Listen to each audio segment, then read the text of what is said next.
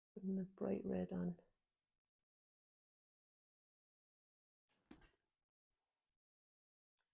Made a kind of a contrived looking mark, hasn't it? I wanted it to read as being bright.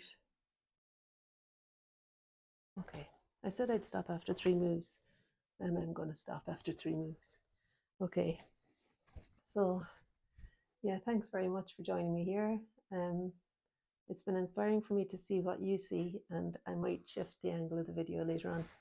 But let me know if you want me to send you these photograph of these fuchsia a little bit brighter so that you can work from them yourselves. And I'll take you up a bit closer to see what happened there. So there they are. I think there's a sense of the fuchsia. You can see them there. Angling. Yeah, I kind of saw them from this angle, so they had the white door behind them, really. Okay. All right, thanks for joining me. We'll see you soon. Bye.